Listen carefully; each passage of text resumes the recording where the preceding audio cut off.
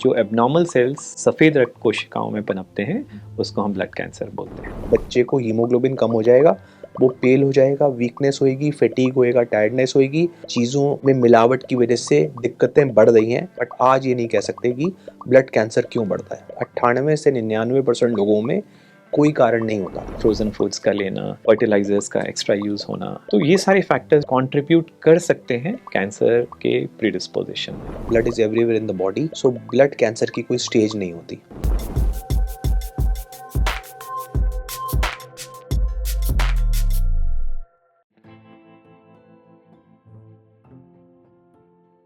India में आजकल cancer के जो केसेस है वो काफ़ी ज़्यादा बढ़ने लगे हैं। उनमें भी बच्चों में हमें ब्लड कैंसर के जो केसेस है वो काफ़ी ज़्यादा देखने सुनने को मिल रहे हैं। तो आखिर ये ब्लड कैंसर होता क्या है, इससे इलाज कैसे करा सकते हैं, सिम्टम्स क्या है कि स्टार्टिंग में हम जान पाए कि हाँ ये ब्लड कैंसर ही है। इसके लिए आज हमारे साथ एनबीटी के स्वास्थ्य चर्चा में दो बहुत ही स्पेशल डॉक्टर हैं जो कैंसर स्पेशलिस्ट भी हैं, इसके अलावा वो पीडियाट्रिक्स भी हैं। तो इसके लिए हमारे साथ डॉक्टर गौरव खरिया हैं और डॉक्टर विकास दुआ हैं। तो बहुत बहुत स्वागत है सबसे पहले आप दोनों का हमारे इस खास सेगमेंट में। तो मेरा पहला सवाल आप लोगों से यही होगा कि इंडिया में पिछले एक डेकेड में जो कैंसर के केसेस हैं उसमें 23% की ग्रोथ देखी गई है, उसमें से भी खासकर ब्लड कैंसर के केसेस में। तो आखिर ये ब्लड कैंसर क्या है, इसके पहले आप हमारे ऑडियंस को एक बार ब्रीफ करिए। ब्लड का जो कैंसर है, अगर मैं आपको बहुत ही मोटे मोटे तौर पे सरल शब्दों में बताऊं तो हमारे रक्त के 3 कोशिकाएं होती हैं, लाल रक्त कोशिकाएं, सफ़ेद रक्त कोशिकाएं और पीली रक्त कोशिकाएं। इन तीनों रक्त कोशिकाओं का अपना अपना कार्य होता है। जो लाल रक्त कोशिकाएं हैं जिसको हम हीमोग्लोबिन बोलते हैं उसका अलग पर्पज़ रहता है। पीली कोशिकाएं जिनको हम प्लेटलेट्स बोलते हैं उनका मेन काम जो खून रोकने का होता है। इसी तरह से जो सफ़ेद रक्त कोशिकाएं हैं वो प्राइमरीली अलग अलग तरह के इन्फेक्शन से हमें प्रिवेंट करती हैं। Bacterial infections, fungal infections, viral infections. इन रक्त कोशिकाओं में अगर कुछ एबनॉर्मल सेल्स पनपने लग जाते हैं उससे ही जो ब्लड का कैंसर है उसका विकास होता है। तो डिफरेंट तरह की कोशिकाएं होती हैं और उसी के बेसिस पे हम इसको फर्दर कैटेगराइज करते हैं। पर ब्लड कैंसर जो है भले बड़ों में या बच्चों में, वो जो एबनॉर्मल सेल्स इन सफ़ेद रक्त कोशिकाओं में पनपते हैं उसको हम ब्लड कैंसर बोलते हैं। तो जैसा हमने ये आपने बताया कि आजकल बच्चों में भी ये केसेस काफ़ी ज़्यादा बढ़ने लगे हैं। तो बच्चों में जो केसेस बढ़े तो उसके स्टार्टिंग सिम्टम्स क्या होंगे और कौन सा एक स्पेसिफिक एज ग्रुप है जिसमें बच्चों में कैंसर के, इस तरह के ब्लड कैंसर के केसेस सामने आ रहे हैं? जी मेघा, इसमें कोई दोहराई बात नहीं है कि बच्चों में कैंसर बढ़ रहा है।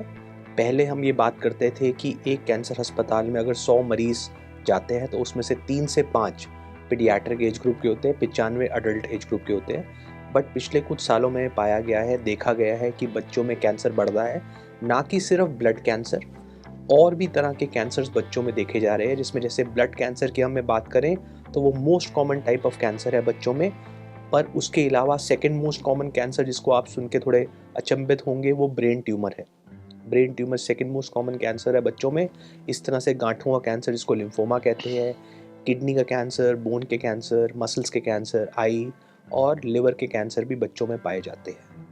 तो अगर हम बच्चों के कैंसर के सिम्टम्स की बात करें, क्योंकि जैसे डॉक्टर खारिया ने बोला कि लाल कोशिका, सफ़ेद कोशिका, पीली कोशिका हमारी हड्डियों के गूदे से बनती है और अगर एबनॉर्मल मल्टीप्लिकेशन हो जाए हमारे सफ़ेद कोशिका की, उसको कैंसर कहते हैं। तो एबनॉर्मल मल्टीप्लिकेशन वाइट सेल्स की होने की वजह से हमारी लाल कोशिका दब जाती है और हमारी पीली कोशिका यानी प्लेटलेट दब जाती है। तो इसका मतलब है कि बच्चे को हीमोग्लोबिन कम हो जाएगा, वो पेल हो जाएगा, वीकनेस होएगी, फैटीग होएगा, टायर्डनेस होएगी।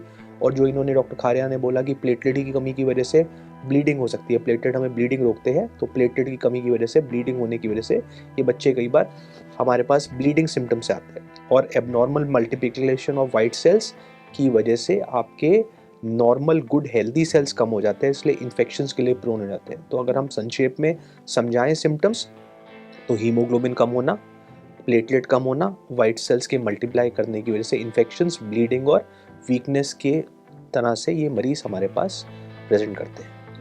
तो आपने ये सिम्टम्स तो जैसा कि बता दिए, तो एक और सवाल ये रहेगा कि बच्चों में जो कैंसर का ये केसेस सामने आ रहे हैं, तो क्या ये जेनेटिक है, ये एक फैक्टर हो सकता है कि उनके फैमिली हिस्ट्री में ऐसा रहा हो, तो ऐसा कुछ हो सकता है? बिल्कुल। सो इटियोलॉजी बहुत जो कारण है ये हर एक को, पेरेंट्स को जब भी ऐसा कुछ डायग्नोसिस पता चलता है तो बहुत परेशान करता है कि भाई बड़ों के जो कैंसर्स होते हैं उनका तो हमें रिलेशन समझ में आता है कि कोई टोबैको खाता है तो उसको मुंह का कैंसर हो सकता है, अल्कोहल से लिवर कैंसर हो सकता है, और इस तरह के काफ़ी कोरिलेशंस हैं, स्मोकिंग से लंग कैंसर होता है। बट बच्चों में 3 साल, 2 साल, 4 साल की उम्र के जो बच्चे हैं जिनमें कुछ ऐसी आप चीज़ों को एक्सपेक्ट नहीं करते ना होती हैं, उनमें भी ये कैंसर्स क्यों होते हैं? तो सबसे पहला तो ये है कि ये इडियोपैथिक होते हैं, मतलब इनका किसी में भी हो सकता है, कोई कोरिलेशन नहीं है। अगर हम सोशियो कास्ट को देखें, सोशियो इकोनॉमिक स्टेटस को देखें, इससे कोई रिलेशन नहीं है ब्लड के कैंसर्स का। जहाँ तक आपने एक बड़ा इम्पॉर्टेंट पॉइंट रेज़ किया कि कोई जेनेटिक प्रीडिस्पोजिशन तो नहीं है, तो यूजुअली ज़्यादातर जो कैंसर्स हैं उसमें ऐसा कोई जेनेटिक प्रीडिस्पोजिशन तो नहीं होता कि अनुवांशिक रहे, बट हाँ कुछ ऐसे म्यूटेशंस हो जाते हैं जन्म के समय पे जो इन बच्चों को थोड़ा सा वल्नरेबल कर देते हैं, ज़्यादा प्रोन कर देते हैं कैंसर्स के लिए। और इन सब के चलते कि अगर किसी एक बच्चे में जन्म से कोई एक म्यूटेशन है, वल्नरेबिलिटी है कैंसर होने की, और साथ में कुछ और एक हम इसको सेकंड हिट बोलते हैं, वो अगर होता है तो इन बच्चों में फिर ये कैंसर पनपता है। ओके, तो जेनेटिक वाला फैक्टर तो हमने वो बात कर ली, तो वही जैसे मेरा ये सवाल भी उसी से रिलेटेड होगा कि अगर उनकी फैमिली हिस्ट्री में किसी को भी कैंसर नहीं है तो फिर ये कैसे आ जाता है बच्चों में? यही मैं आपको बता रहा था, जेनेटिक जो प्रीडिस्पोजिशन है वो 2 तरह से होता है। एक कुछ ऐसे म्यूटेशंस होते हैं जो आपके जर्म लाइन में होते हैं, जो मतलब सब्सिक्वेंट जनरेशन्स में जा सकते हैं। जैसा एक मैं आपको बहुत कॉमन एग्जांपल दूं, हमारे आसपास में काफ़ी सारे बच्चे होते हैं जिनको थैलेसीमिया है, बहुत कॉमन है, हम सबको थैलेसीमिया के बारे में पता है।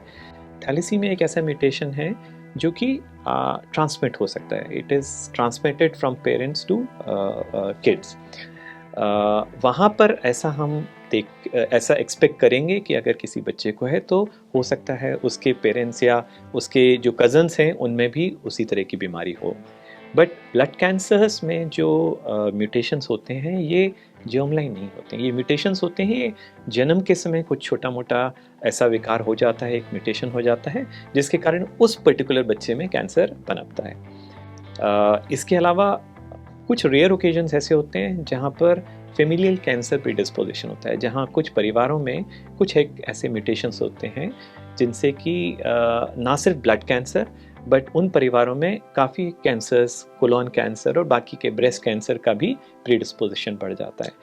बट इन जनरल जो म्यूटेशंस होते हैं वो हेरिटरी म्यूटेशंस नहीं होते, वो सिर्फ उस पर्टिकुलर बच्चे में ही म्यूटेशंस होते हैं। तो मेघा जी, अगर हमारे दर्शकों को इस चीज़ को समझना है तो जो डॉक्टर खारिया ने इडियोपैथिक वर्ड यूज़ करा था, उसका मतलब सिंपल सा ये है कि 98 से 99% लोगों में कोई कारण नहीं होता idiopathic. It is just a matter of chance कि उस मरीज़ को, उस बच्चे को कैंसर हो गया। सिर्फ 1 से 2% बच्चे ऐसे होते हैं जिनको जेनेटिक होता है, जैसे कुछ हमें सिंड्रोम्स के नाम सुने होते हैं हम लोगों ने, डाउन सिंड्रोम, कुछ और सिंड्रोम्स, ब्लूम सिंड्रोम, उस तरह के सिंड्रोमिक बच्चे अगर जेनेटिक बीमारी के साथ होते हैं तो उनमें कैंसर होने की संभावना ज़्यादा होती है। बट संक्षेप में समझा जाए, इजी वे में समझा जाए तो अनफॉर्चुनेटली कुछ लोगों को कैंसर होता है बट उसका कारण नहीं पता। तो एक और सवाल होगा कि आजकल जो 30 से 40 साल का एज ग्रुप है उनमें भी कैंसर के जो केसेस है बहुत ज़्यादा आ रहे हैं, तो बहुत सारे लोगों को कहना है कि आजकल जैसे हमारा जो खान पान है वो बहुत ज़्यादा चेंज हो गया है, हम फ्रोज़न फूड्स ज़्यादा खाने लगे हैं, प्रोसेस्ड फूड्स बहुत ज़्यादा खाने लगे हैं, फ्रेश खाने बहुत कम हो गए हैं, लोगों के टाइम की कमी रहती है तो जो चीज़ें मार्केट में जल्दी अवेलेबल हो तो हम उस पर ज़्यादा, तो क्या एक खाना और जो हमारी जैसी लाइफस्टाइल आजकल चेंज होते जा रही है, तो क्या ये एक फैक्टर हो सकता है कैंसर के लिए? आई थिंक ये बहुत अच्छा सवाल है जो एक आम पब्लिक को पता होना चाहिए। कई कैंसर्स जो आज के टाइम में मिल रहे हैं उनके पहले से चांसेस बढ़ रहे हैं, वो ज़्यादा दिख रहे हैं। जैसे डॉक्टर खारिया ने बोला कि लंग कैंसर का रिलेशन स्मोकिंग से है, लिवर कैंसर का रिलेशन एल्कोहल से है, पर ब्लड कैंसर का इन चीज़ों से रिलेशन नहीं है।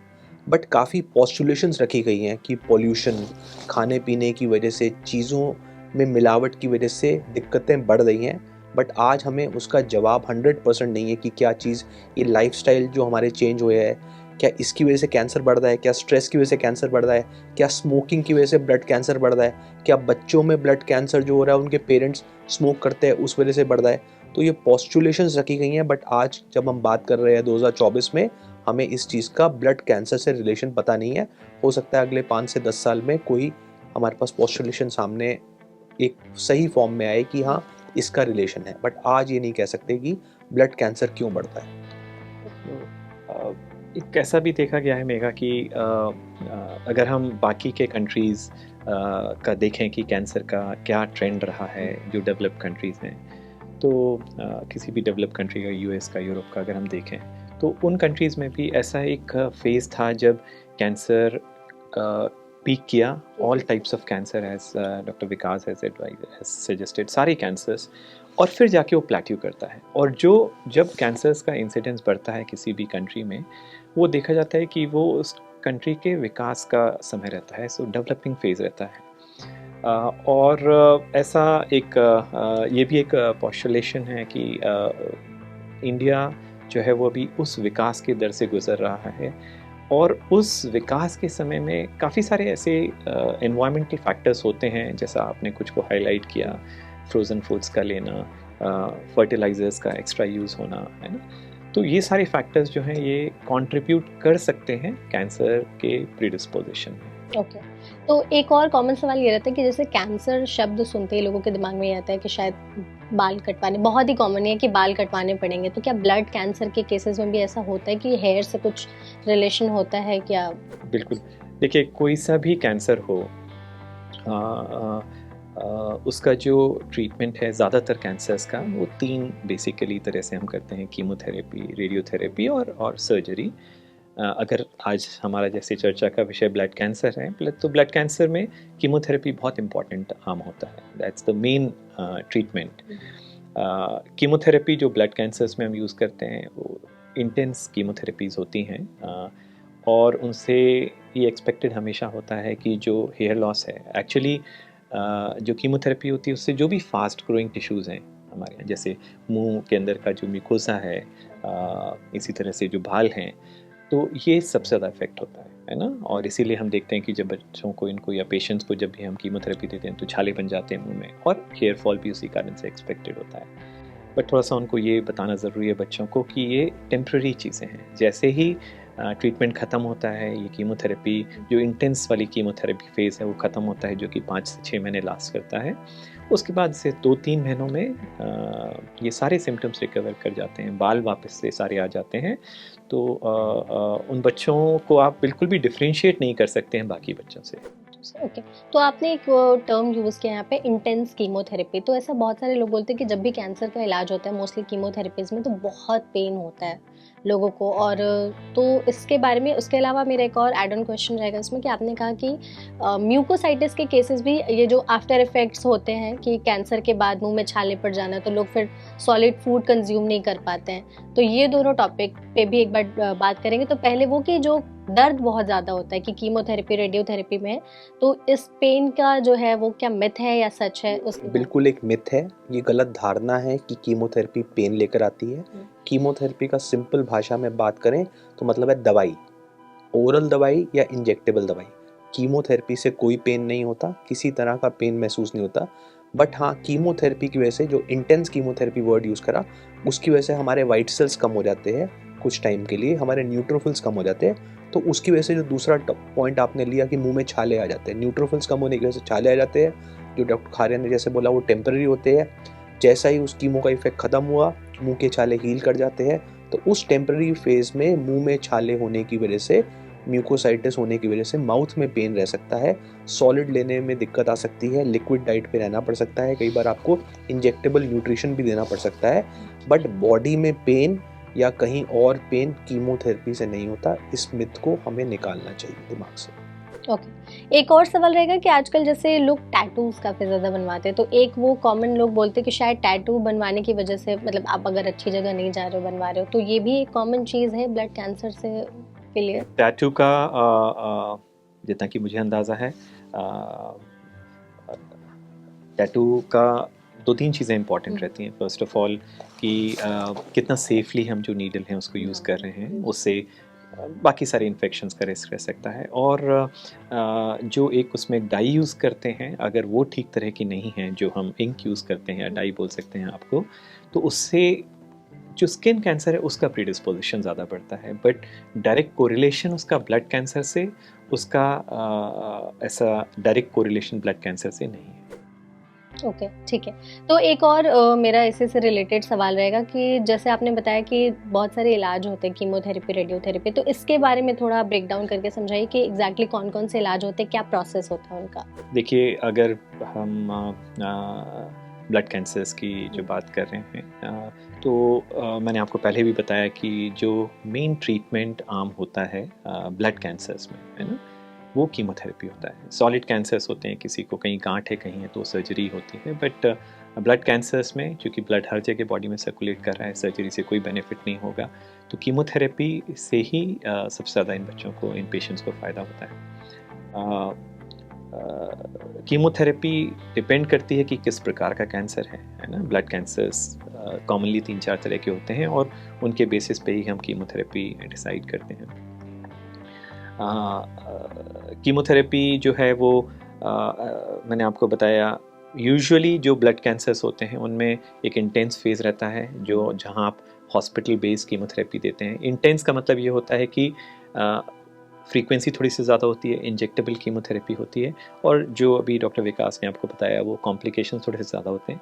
बट आजकल के समय पे कीमोथेरेपी एंड मोर इम्पॉर्टेंटली जो सपोर्टिव केयर है बहुत सेफ़ है। और इन सब के चलते इन बीमारियों को ख़ासतौर पे अगर हम बच्चों में बोलें, तो अगर हम इसको ठीक तरह से इलाज करें तो सक्सेस रेट बहुत ज़्यादा है। ऑलमोस्ट 90% बच्चे अगर डिसिप्लिन तरह से ट्रीट किए जाएं तो वो हमेशा के लिए, सारी ज़िंदगी हमेशा के लिए ठीक हो जाते हैं। ओके, तो कैंसर का जैसे स्टेजेस मोस्टली 4 स्टेजेस होते हैं, तो कैसे डिटेक्ट हो जाएगा कि कौन से स्टेज में मतलब हमें कैंसर, क्योंकि बहुत सारे लोगों को पता चलता है कि 3rd स्टेज 4th स्टेज में जाके पता चल गया कि हाँ हमें बहुत मतलब ब्लड कैंसर हो गया है। तो क्या वो चीज़ें रहेंगी जैसे पता चले कि हाँ, और ताकि हम पहले स्टेज में डिटेक्ट करके उसका इलाज अच्छे तरीके से करा। ये भी बहुत अच्छा सवाल है कि जैसे हम बात करते हैं किसी आदमी को स्टेज 4 का कैंसर हो गया या लेट स्टेज में कैंसर पता लगा, क्योंकि हम ये सब समझते हैं, आम जनता समझते है कि ब्लड शरीर में हर जगह है, blood is everywhere in the body.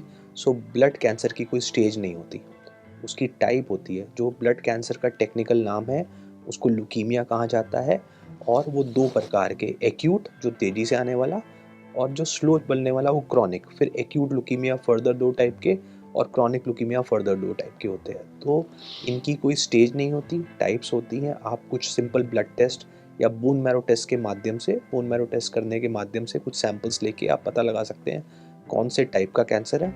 और जैसे डॉक्टर खारिया ने बोला कि कीमोथेरेपी एकमात्र उपाय है, तो जनता को ये समझना ज़रूरी है, क्योंकि सर्जरी एक सॉलिड ट्यूमर के लिए करी जाती है। ब्लड शरीर में हर जगह है, तो उसमें कोई चीरा फाड़ी का, कोई सर्जरी का कोई रोल नहीं है।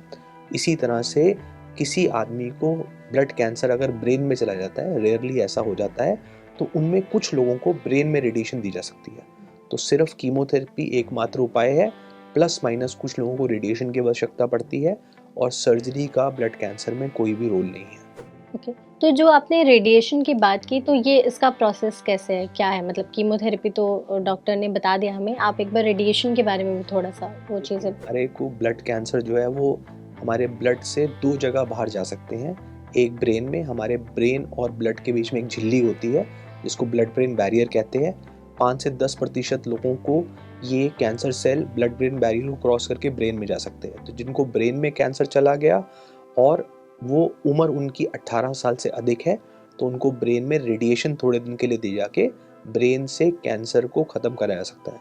जो छोटी उम्र के लोग हैं, 18 साल से छोटी उम्र के लोग हैं, उनके अंदर रेडिएशन के नुकसान हैं ब्रेन में देने के, तो रेडिएशन अवॉइड करने की वजह से दुनिया भर में कुछ ऐसे प्रोटोकॉल्स बने गए हैं जिसमें कीमोथेरेपी से ही ब्रेन की बीमारी का इलाज कर सकें। इसके अलावा हम जो बात कर रहे हैं कि ब्रेन के अलावा पुरुषों में टेस्टिकुलर एरिया में कैंसर जाने का रिस्क होता है, तो टेस्टिकुलर एनलार्जमेंट ब्लड कैंसर्स में कुछ बच्चों को या कुछ बड़ों को हो सकती है। अगर ऐसा होता है और वो कीमोथेरेपी से ठीक से इलाज नहीं हो पा रहा, तो उसके अंदर भी या तो सर्जरी, टेस्टिकुलर सर्जरी या फिर टेस्टिकुलर एरिया में रेडिएशन दी जा सकती है। तो जैसे कैंसर के बहुत सारे लोग कहते हैं कि अगर इलाज भी हो गया कैंसर, साइड इफ़ेक्ट्स बहुत ज़्यादा कहते लोग हैं और बहुत टाइम तक रह जाते हैं, तो क्या है वो साइड इफ़ेक्ट्स और कैसे हमारी बॉडी के लिए फिर वो आफ्टर इफ़ेक्ट्स जो उनके हैं वो? ये आपने बिल्कुल सही पॉइंट रेज़ किया है मेघा, और बड़ा जेन्युइन है ये चीज़ कि जो कीमोथेरेपी होती है उसके जो साइड इफ़ेक्ट्स हैं उसको हम दो तरह से कैटेगराइज करते हैं। एक तो एक्यूट साइड इफ़ेक्ट्स है ना, जो कीमोथेरेपी के देने के इमीडिएटली 5 दिन, 10 दिन, 15 दिन के बाद में आते हैं, और कुछ ऐसे साइड इफ़ेक्ट्स हैं जो हम लॉन्ग टर्म में एक्सपेक्ट करते हैं, और इसीलिए इन पेशेंट्स का लॉन्ग टर्म फॉलोअप भी हम मेंटेन करते हैं। एक्यूट साइड इफ़ेक्ट्स जो हैं, जैसा अभी हमने थोड़े समय पहले ज़िक्र किया, बालों का जाना, म्यूकोसाइटिस होना, इसी तरह कुछ म्यूकोसाइटिस के कारण मुंह में दर्द होना, कुछ बच्चों को डायरिया होता है, तो ये सारी परेशानियां हैं। न्यूट्रोफिल्स कम होने की वजह से इन्फेक्शंस का प्रीडिस्पोजिशन होना, तो ये सारे एक्यूट कॉम्प्लिकेशंस होते हैं जिनको हम कीमोथेरेपी के दौरान जो भी जिस तरह की भी प्रॉब्लम्स आती हैं हम मैनेज करते हैं। म्यूकोसाइटिस के बड़े डिफाइंड प्रोटोकॉल्स हैं, बुखार आने पे क्या करना है उसके बड़े डिफाइंड प्रोटोकॉल्स हैं। जहाँ तक हम लॉन्ग टर्म कॉम्प्लिकेशंस की बात करें, वो डिपेंड करता है कि किस तरह का हम दवाइयाँ यूज़ कर रहे हैं, है ना।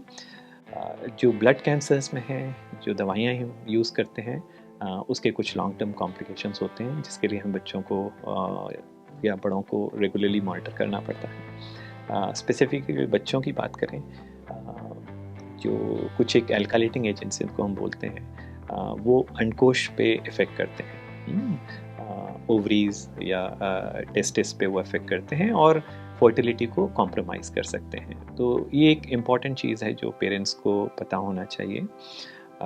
इसके अलावा कुछ दवाइयाँ हैं जो हार्ट को अफेक्ट कर सकती हैं, तो कार्डियक मॉनिटरिंग हम जब इलाज करते हैं तब भी समय समय पे हम हार्ट के फंक्शन को असेस करते रहते हैं, और सब्सिक्वेंटली भी ट्रीटमेंट ख़त्म होने के बाद में 6 महीने, साल, 1.5 साल, 2 साल बाद हम कार्डियक फंक्शन को असेस करते रहते हैं, जिससे देख सकें कि इन बच्चों का जो विकास है या कोई परेशानी तो नहीं हो रही है। हार्मोनल असेसमेंट भी बहुत ज़रूरी होता है, क्योंकि जो हार्मोनल ग्लैंड्स हैं वो भी अफेक्ट हो सकते हैं।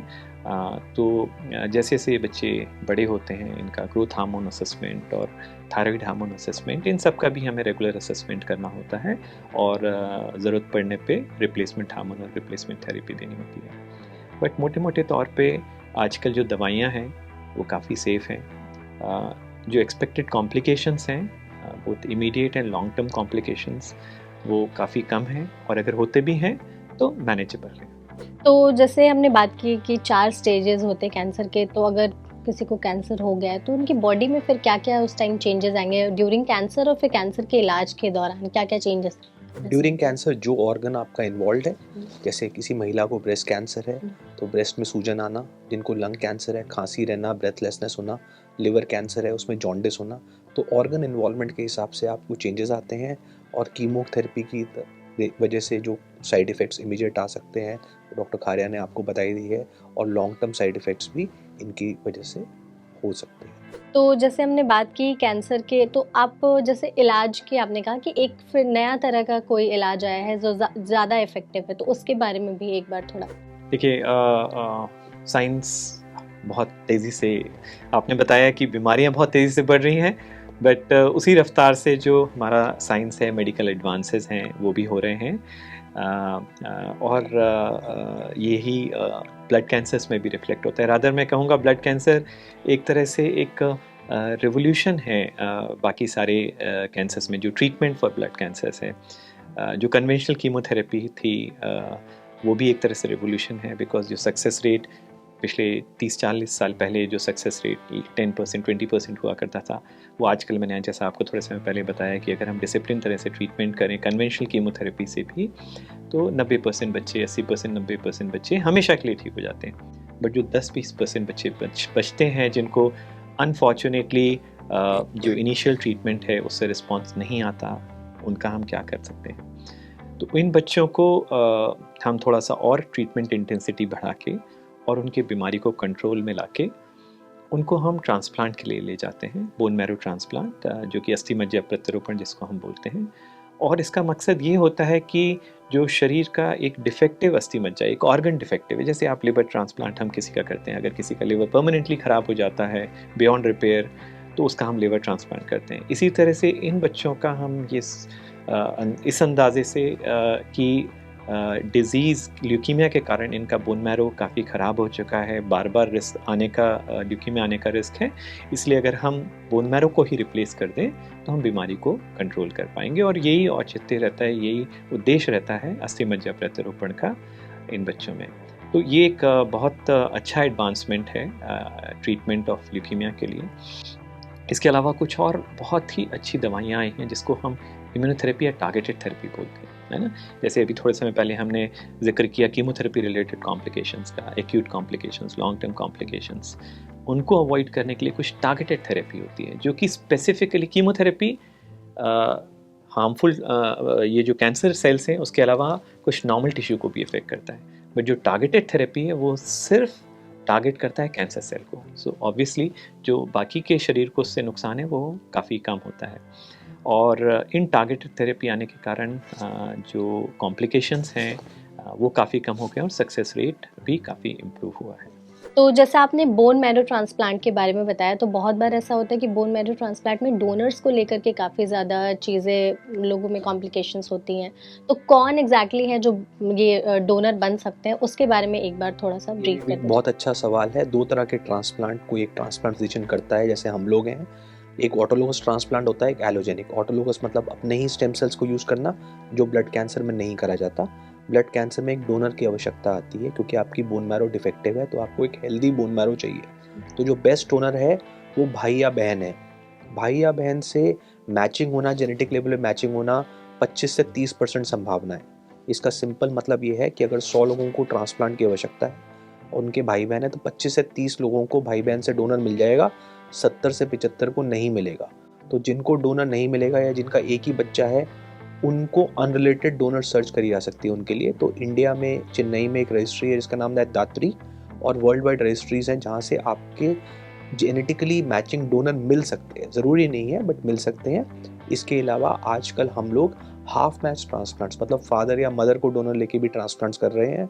लोग हमसे सवाल पूछते हैं कि फादर मदर फुल मैच क्यों नहीं है, तो उसका सिंपल सा जवाब ये होता है कि आधी जीन्स किसी बच्चे में फादर से आती है, आधी जीन्स मदर से आती हैं। और अगर माता पिता ज़्यादातर शादियों में सेम परिवार से नहीं होते, कंसैंगुइनस मैरिजेस नहीं होती, तो उसमें फादर मदर का फुल मैच होना ऑलमोस्ट नेग्लिजिबल है। बट हाँ, अगर किसी का घर में फुल मैच डोनर नहीं है तो अनरिलेटेड डोनर सर्च के माध्यम से डोनर मिल सकता है, या फादर या मदर, या फिर अगर एल्डरली पेशेंट है तो उनमें बच्चा, बेटा या बेटी को डोनर लेके हाफ मैच ट्रांसप्लांट भी करा जा सकता है। ओके, तो आपने जैसे डोनर का मेंशन किया, तो क्या जो बोन मैरो ट्रांसप्लांट मतलब जो डोनर है उसको कुछ डोनर को प्रैक्टिकली कोई रिस्क नहीं है। आज के टाइम में ज़्यादातर सेंटर्स में ब्लड से ही स्टेम सेल्स निकाल लेते हैं। काफ़ी सेफ तरीका है। ब्लड बैंक में डोनर जाता है, खाता पीता रहता है, होश में होता है, कोई सिडेशन नहीं दी जाती। एक सिंपल सेंट्रल लाइन डाल के उसके 4 से 6 घंटे में स्टेम सेल्स निकाल के और उसी दिन पेशेंट को चढ़ाई दी जाती है। ओके, तो क्या हम भी डोनेट कर सकते हैं? जैसे ब्लड डोनेशन तो हम लोग करते हैं, तो क्या बोन मैरो भी हम लोग? उसके लिए आपको एक रजिस्ट्री में एनरोल्ड होना पड़ेगा। जैसे मैंने अभी बात करी, इंडिया में जो सबसे बड़ी रजिस्ट्री है वो चेन्नई में है, उसका नाम है दात्री।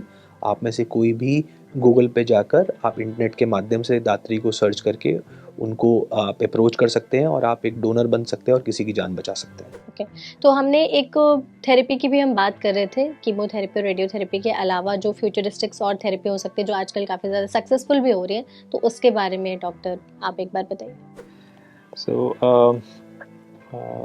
दो इम्पॉर्टेंट चीज़ों के बारे में हम ऑलरेडी ट्रीटमेंट में डिस्कस कर चुके, कीमोथेरेपी, टारगेटेड थेरेपी और बोन मैरो ट्रांसप्लांट। सो इन तीनों के चलते ऑलमोस्ट आई वुड से 95% बच्चे जो हैं वो हमेशा के लिए ठीक हो जाते हैं। बट अनफॉर्चुनेटली 5-7% बच्चे ऐसे भी बचते हैं जो इनमें से किसी भी मोडालिटी को रिस्पॉन्ड नहीं करते हैं। और ये ऐसे बच्चे होते हैं जिनमें कि एक नया ट्रीटमेंट आया है जिसको कि हम chimeric antigen receptor T cell therapy बोलते हैं, कार टी सेल थेरेपी बोलते हैं। ये जो डेवलपमेंट है ये पिछले करीब 1 दशक का ही है। सो रिसेंट एडवांसेस हैं। कार टी सेल अगर मैं आपको बहुत सिंपलिस्टिक वे में बताऊं तो हमारे शरीर का जो सबसे इम्पॉर्टेंट डिफेंस है वो होते हैं टी सेल्स।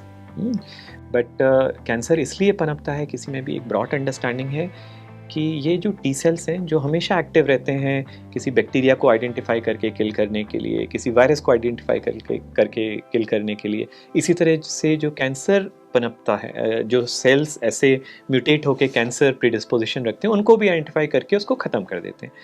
बट अगर किसी तरह से जो आइडेंटिफिकेशन मैकेनिज्म है ये ख़त्म हो जाता है तो टी सेल्स इन कैंसरस सेल्स को आइडेंटिफाई नहीं कर पाते और कैंसर पनप जाता है।